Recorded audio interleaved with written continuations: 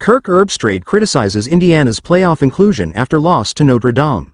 Indiana's debut in the expanded college football playoff has sparked widespread debate, especially after their 27-17 loss to Notre Dame in the opening round.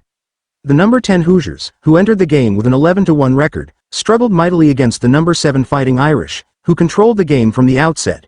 Notre Dame built a commanding 27-3 lead before Indiana managed to score 2 late touchdowns, making the final score appear closer than the game actually was. The performance prompted sharp criticism from ESPN analyst Kirk Herbstreit during Saturday's edition of College GameDay. He questioned Indiana's inclusion in the 12-team playoff, arguing that the Hoosiers were not among the best teams in the nation despite their impressive record.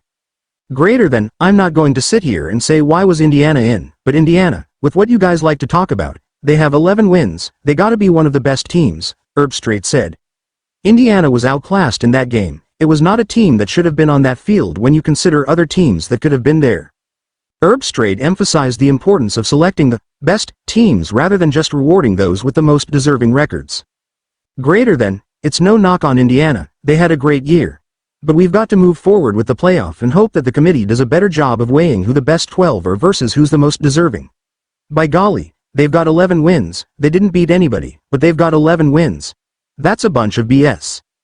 Indiana's season under scrutiny. Indiana entered the playoff with an 11-1 record, their only regular season loss coming in a 28-15 defeat to number 8 Ohio State.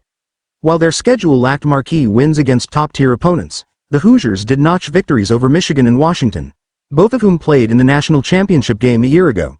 However, both teams were significantly weaker in 2024, a factor that Herbstreit and others highlighted.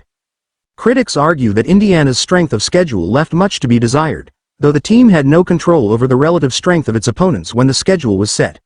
Nevertheless, with an 11-1 record in a Power 5 conference, Indiana's inclusion in the playoff seemed almost inevitable.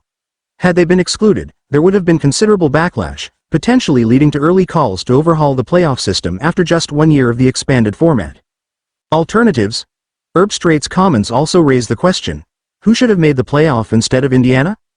Miami, a 10-2 team, suffered a devastating collapse against Syracuse in their final game of the regular season, losing a 21